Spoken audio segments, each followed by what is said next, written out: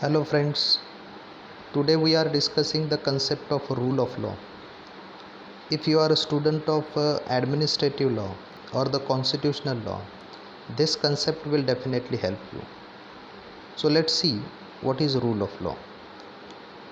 In French legal system, or you can say in French, there is one phrase, la principe de l'égalité. It means that the government should operate on the basis of principles of law and not on the basis of any particular command or mandate of a human being. So, the rule of law is nothing but the system how operates on the basis of legal principles and in what manner there are some restraint we impose on the very arbitrariness, on the very abuse or misuse of power in the system. That is all about the concept of rule of law. Now, in 1885, there is an author which is known as A.V. Dicey, and in England, he gave the definition of this particular concept of rule of law. He says that the rule of law is nothing but absolute supremacy or predominance of regular law as opposed to arbitrariness or even wide discretionary power on the part of government. So if you could understood this definition, categorically there are very uh, emphasis on the absolute supremacy or predominance of regular law. Now this regular law is nothing but the law which is enacted by the sovereign parliament or authoritative parliament. Dicey opposed the concept of arbitrariness. It means that he advocated for the equality in the legal system. There should not be any discrimination in the legal system, and for that there must be the maintenance of that particular principles of equality in the system. Further, the definition emphasizes on the rejection of wide discretionary power on the part of administrative authority. So, in the system, administrative authority, when they are exercising their power, they should exercise their power with some restraint, and that restraint should be laid down by the law itself. And that is what the very basic elements what we understood in the concept of a rule of law given by A.V. Dicey. Now, with this definition, we can draw some postulates or very basic elements of the concept of rule of law which given by A.V. Dicey. And in that, first, supremacy of law, second, the equality before law, and third, the predominance of a legal spirit. Now, in the supremacy of law, we understood that law is above all and everybody should subject to that particular law. Unfortunately, in England, there was a maxim that is, king can do no wrong, and because of this maxim, you cannot question the king in the UK's legal system. And at that point, Dicey gave the concept of rule of law. But later on, in 1946, with the enactment of Crown Proceeding Act, they started to hold accountable for any wrongful or tortious act, even the king also. And they actually settle the very position of a rule of law in UK's legal system by such enactment. So law must be governed, and that law must be governed above all. So that is the concept of a rule of law, what we are understanding. There must be equality. So Dicey never differentiate between the officials of the government and the common citizens. So he understood that there must be the common courts for all the peoples in the system. And so, while operation of system is taken place, there must be a very one particular norm or one particular law under which all should be governed without any discrimination, and that is what expected under the concept of equality before law. So equality before the law is the very cardinal principle of rule of law as given by A.V. Dicey.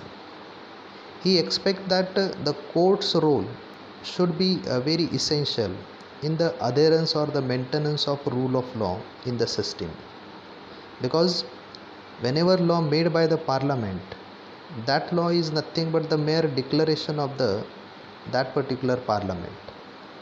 It is written in the black and white letters, but actual realization of that particular rights, the very judicial organ can effectively given to the common people.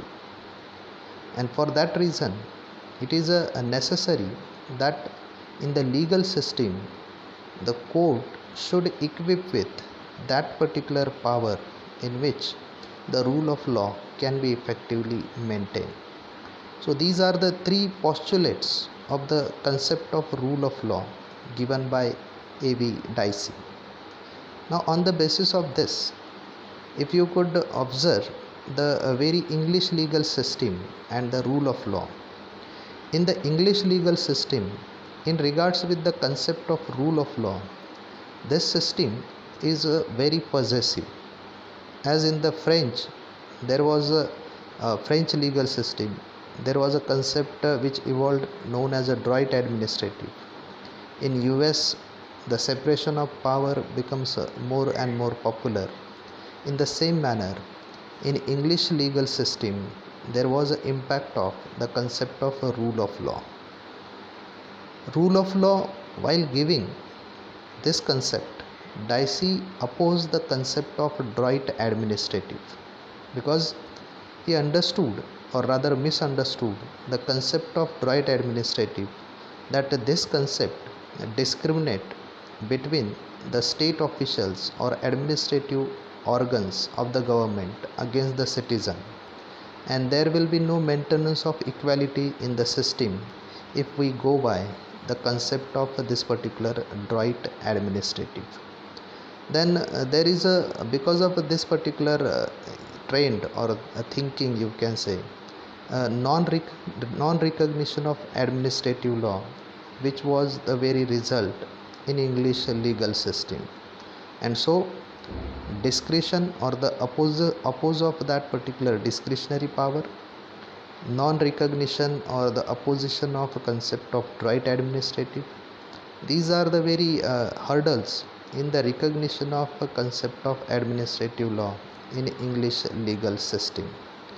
Now we understood that the role of administrative becomes very important in the legal system, and we accept that without administrative organ the system cannot work out. Rather, for the maintenance of rule of law, there is a need of assistance of effective administrative bodies.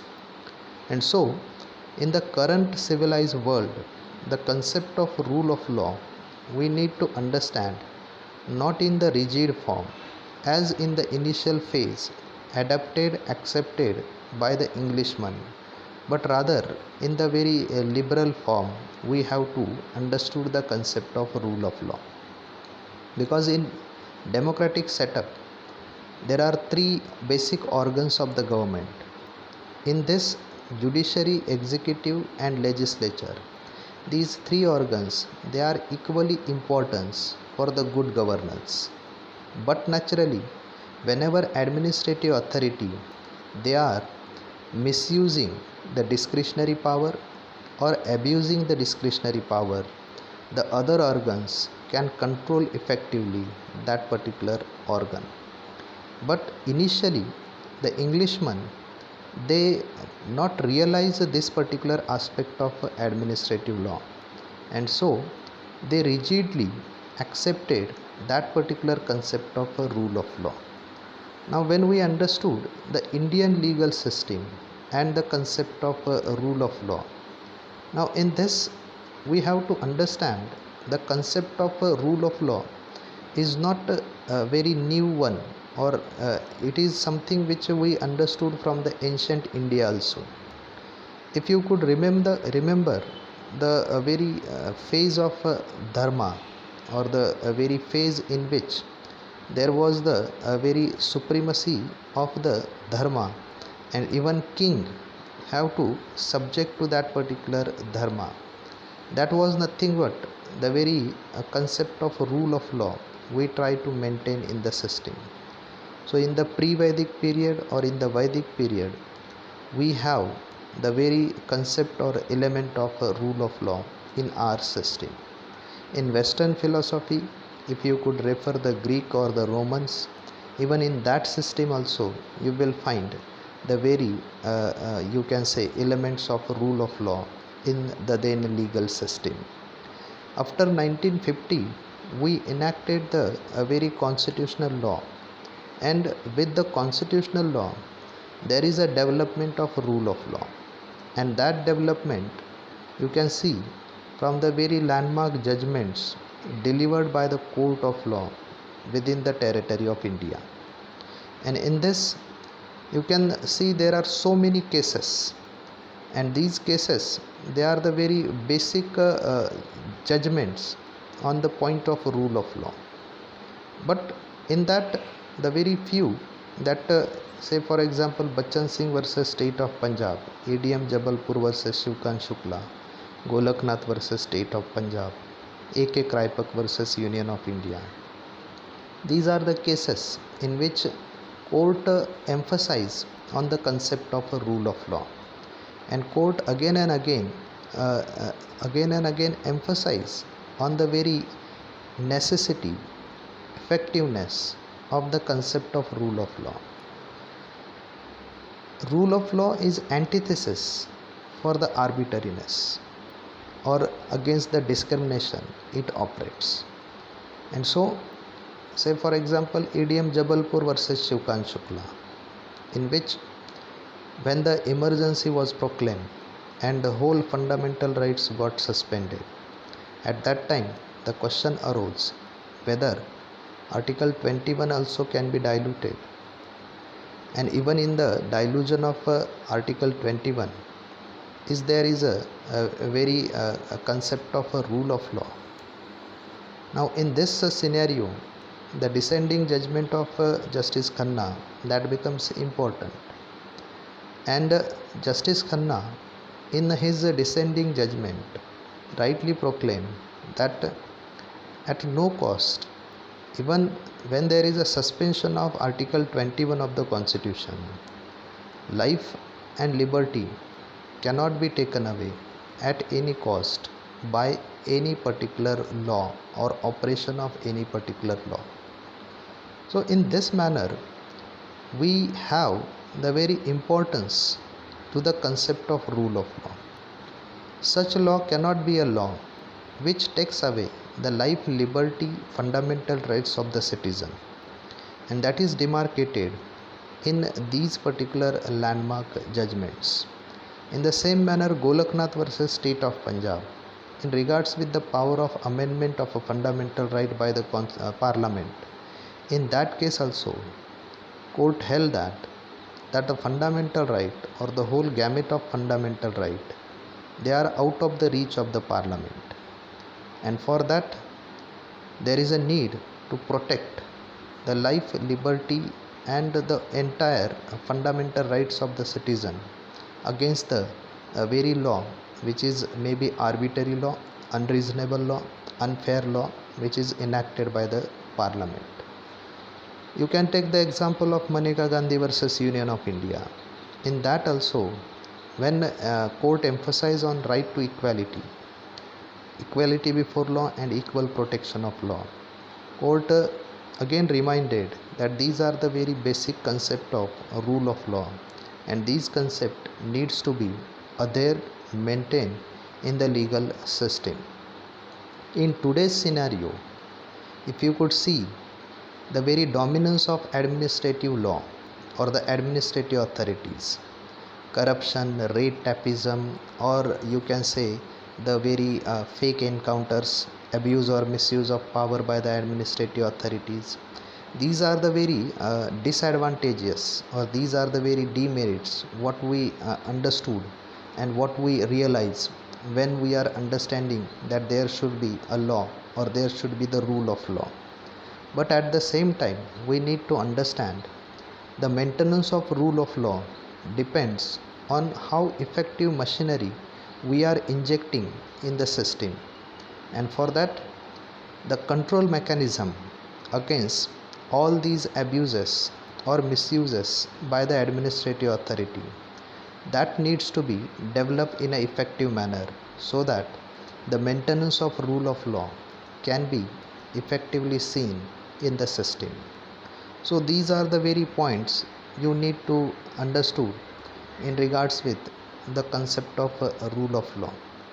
So here I stop with this video. I hope you understood the very concept of rule of law. Stay home, stay safe. Thank you for watching this video. Thank you.